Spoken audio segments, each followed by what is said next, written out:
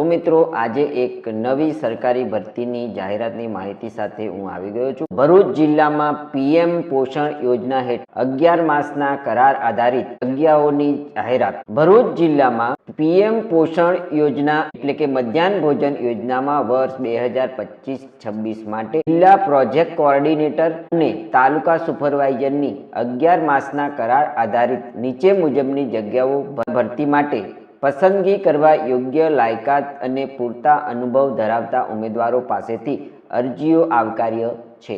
અહીં મિત્રો ટેબલની અંદર જગ્યાઓનું નામ, કેટલી જગ્યાઓ પર ભરતી થવાની છે, મહેનતાણું, વયમર્યાદા આપવામાં આવી છે તો તે જોઈએ। તો ક્રમ 1 ની અંદર આપણે જોઈએ તો જિલ્લા પ્રોજેક્ટ કોઓર્ડિનેટર જગ્યાની સંખ્યા છે 1। માસિક પગાર ધોરણની વાત કરીએ તો 18,000 રૂપિયા। વયમર્યાદા અહીં 18 વર્ષથી ઓછી નહીં અને 58 વર્ષથી વધુ હોવી જોઈએ નહીં। ત્રીજા નંબરની અંદર જે જગ્યાઓ આપી છે તે તાલુકા એમડીએમ સુપરવાઇઝર, જગ્યાની સંખ્યા કુલ 8 છે। અહીં પગાર ધોરણ 25,000 ફિક્સ છે અને વયમર્યાદા 18 વર્ષથી ઓછી નહીં અને 58 વર્ષથી વધુ હોવી જોઈએ નહીં। જગ્યાઓ છે તેની વિસ્તૃત માહિતી શૈક્ષણિક લાયકાત બાબતે આપવામાં આવી છે। તો જિલ્લા પ્રોજેક્ટ કોઓર્ડિનેટર માટેની શૈક્ષણિક લાયકાત જોઈએ તો માન્ય યુનિવર્સિટીમાંથી 55 ગુણાંક સાથેની સ્નાતકની પદવી ધરાવતા હોવા જોઈએ।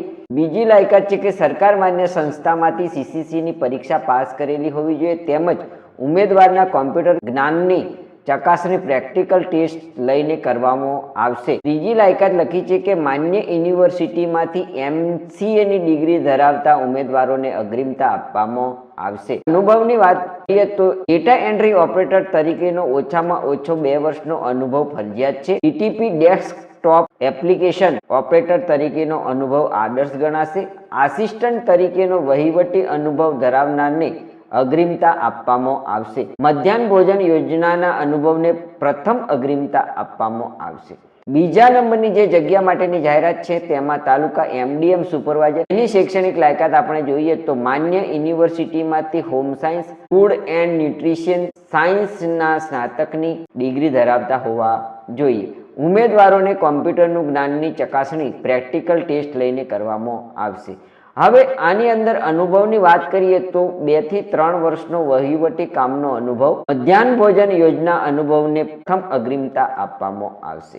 અરજી ફોર્મ, નિમણૂક માટેની લાયકાત અને શરતો અંગેની સૂચનાઓ, માર્ગદર્શિકાઓ પહેલા વાંચી લેવા જણાવવામાં આવે છે। આ વિગત https://collectorbharuch.gujarat.gov.in પરથી મેળવી શકાશે। આ જગ્યાઓ અંગેની પસંદગી યાદી જિલ્લા પુરવઠા અધિકારી પીએમ પોષણ યોજનાની કચેરીની નોટિસ બોર્ડ પર મૂકવામાં આવશે। મેરિટમાં અગ્રતા મેળવેલ ઉમેદવારોના ઇન્ટરવ્યુ, પ્રમાણપત્રોની ચકાસણી જિલ્લા પુરવઠા અધિકારી શ્રી પીએમ પોષણ યોજના ભરૂચ દ્વારા લેખિત પત્ર વ્યવહાર ઈમેલ દ્વારા જાણ કરવામાં આવશે। આ જગ્યા ઉપર ઉમેદવારી નોંધાવવા ઈચ્છતા ઉમેદવારોએ પોતાની અરજી આ જાહેરાત પ્રસિદ્ધ થયાના દિન 10માં જિલ્લા પુરવઠા અધિકારી શ્રી પીએમ પોષણ યોજના ભરૂચની કચેરીમાં બંધ કવરમાં રજિસ્ટર રેડીથી સ્પીડ પોસ્ટથી મળી જાય તે રીતના મોકલી આપવાની રહેશે। સમય મર્યાદા બાદ મળેલ અરજીઓ સ્વીકારવામાં આવશે નહીં। અરજીના કવર પર જે જગ્યા માટે અરજી કરેલ હોય તે જગ્યાનું નામ સ્પષ્ટ તમારે લખવાનું રહેશે। મિત્રો અરજી મોકલવાનું સરનામું અહીં આપવામાં આવ્યું છે તો જિલ્લા પુરવઠા અધિકારી શ્રી પીએમ પોષણ યોજનાની કચેરી, બીજો માળ, જિલ્લા સેવા સદન ભરૂચ ઉપર તમારે રજિસ્ટર રેડી અથવા તો સ્પીડ પોસ્ટથી તમારી અરજી મોકલી આપવાની રહેશે। અહીં મિત્રો બીજા પેજની અંદર આપણને મધ્યાહન ભોજન યોજનામાં 11 માસના કરાર આધારિત ભરતી માટેનું અરજી ફોર્મ આપવામાં આવ્યું છે। તો આપણે આ અરજી ફોર્મ કઈ રીતના તમારે ભરવાનું છે તે અહીં જોઈ લઈએ। તો 2 જગ્યાઓ માટે તમે જે જગ્યા પર અરજી કરતા હોય ત્યાં આ રીતના ટીક માર્ક કરવાનું રહેશે। જિલ્લા પ્રોજેક્ટ કોઓર્ડિનેટર અથવા મધ્યાહન ભોજન યોજના સુપરવાઇઝર, તો અહીં તમારે ટીક માર્ક કરવાનું એવું અહીં નીચે લખ્યું જ છે। પ્રથમ નંબરની અંદર જે લખવાનું છે તે અરજદારનું પૂરું નામ એટલે કે તમારે પહેલા અટક, પછી પોતાનું નામ, પિતાનું નામ એ રીતના અહીં લખવાનું રહેશે। બીજા નંબરની અંદર પત્ર વ્યવહારનું સરનામું, ઈમેલ આઈડી અને મોબાઈલ નંબર તમારે અહીં લખવાનો રહેશે। ત્રીજા નંબરની અંદર તમારે જન્મ તારીખ લખવાની રહેશે। ચોથા નંબરની અંદર તમારી જાતિ, તમે પુરુષ છો કે સ્ત્રી તે અહીં લખવાનું રહેશે। પાંચમા નંબરની અંદર શૈક્ષણિક લાયકાત લખવાની છે. સ્કૂલ લિવિંગ સર્ટિફિકેટ તેમજ લાયકાત તેમજ સીસીસી તેમજ અનુભવના પ્રમાણપત્રોની નકલો સાથે બીડવાની રહેશે. 6 નંબરની અંદર લખ્યું છે કે સીસીસી પરીક્ષાની વિગતો તમારે અહીં લખવાની છે. તમે સીસીસી પરીક્ષા જે જગ્યાએથી પાસ કરી હોય તે અહીં લખવાની રહેશે. 7 નંબરની અંદર તમારે અનુભવની માહિતી ભરવાની છે. વહીવટી અનુભવ તમને કેટલા વર્ષ, કેટલા માસ અને કેટલા દિવસનો છે, અને જો તમે મધ્યાહન ભોજન યોજનામાં પહેલા નોકરી કરી હોય તો તે કેટલા વર્ષ કરી છે, કેટલા માસ કરી છે અને કેટલા દિવસ, તે અહીં જણાવવાનું રહેશે. મિત્રો અહીં કોમ્પ્યુટરની જાણકારી એટલે કે તમે બીસીએ ડીસીએ જે પણ કર્યું હોય તે અહીં, કે સીસીસી કરેલું છે તે અહીં લખવાનું છે, અને અન્ય કોઈ તમારી પાસે અનુભવ અથવા લાયકાત હોય તે આ જગ્યાએ તમારે લખવાની રહેશે. અહીં તમારે બાંયધરી પત્રકમાં અરજીમાં દર્શાવેલ તમામ વિગતો સાચી અને ખરી છે, અને પાછળથી કોઈ માહિતી ખોટી જણાશે તો કચેરી દ્વારા મારી સામે જે કંઈ પગલાં કે કાર્યવાહી કરવામાં આવશે તે મને બંધન કરતા રહેશે.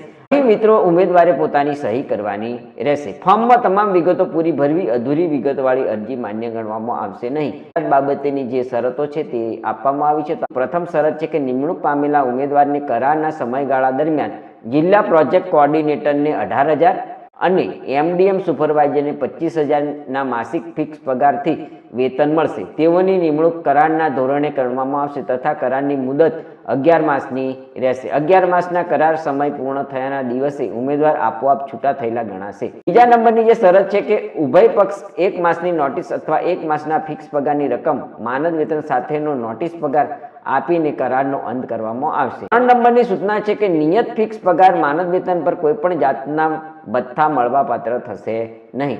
4થા નંબરની શરત છે કે કરારના સમયગાળા દરમિયાન નિમણૂક પામેલ ઉમેદવારને ફિક્સ પગાર માનદ વેતનમાં કોઈપણ પ્રકારનો વધારો કરવામાં આવશે નહીં, અથવા તો કોઈપણ મોંઘવારી ભથ્થા કે અન્ય લાભો પણ તમને મળવાપાત્ર થશે નહીં.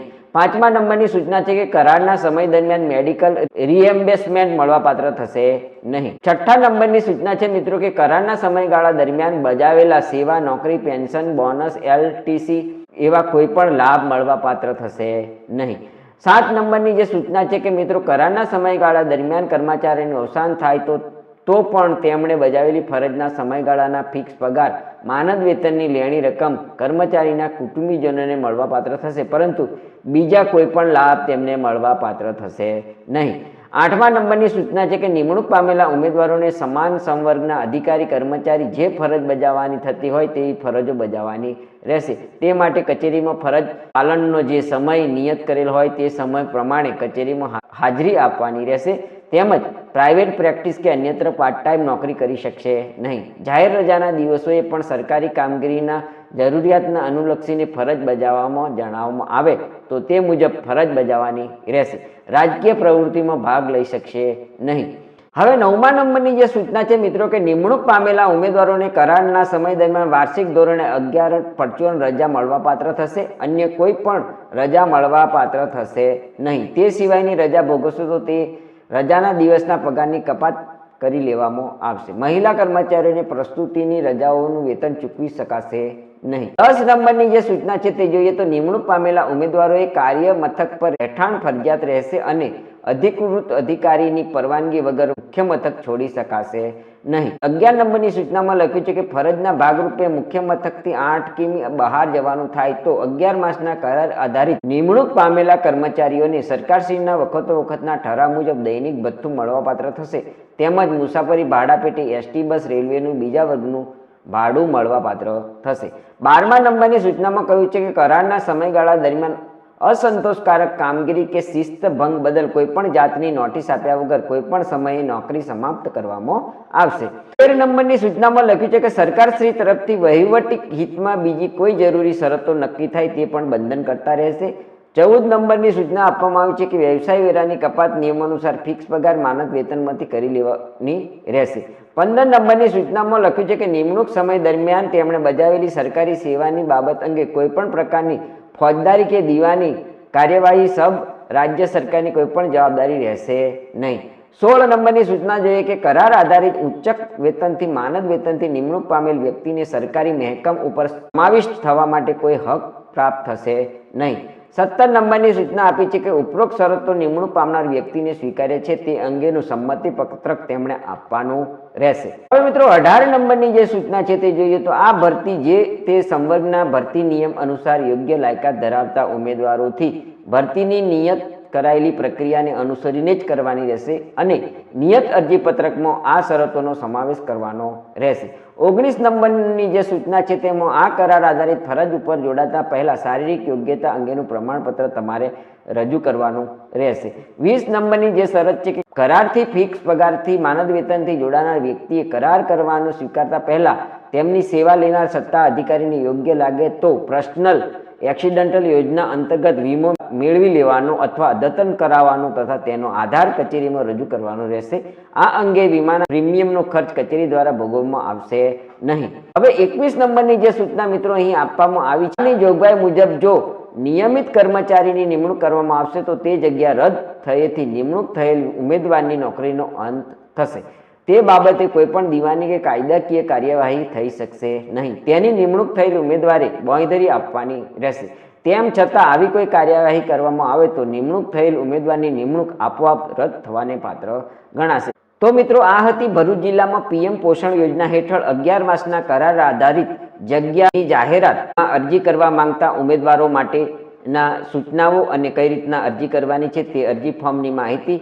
જો તમે આ જગ્યા પર અરજી કરવા માંગતા હોય તો તમારે 10 દિવસની અંદર આ જાહેરાતમાં આપવામાં આવેલા ફોર્મ ભરી અને રજિસ્ટર પોસ્ટથી નીચે આપેલા સરનામે અરજી કરી દેવાની રહેશે. મિત્રો તમને જો આ જાહેરાતની માહિતી સારી લાગી હોય તો અમારી YouTube ચેનલ જોબ સરકારીને જરૂરથી સબસ્ક્રાઇબ કરો, વિડીયોને લાઇક કરો અને તમારા મિત્રોને પણ આ વિડીયો શેર કરો. ધન્યવાદ, આભાર.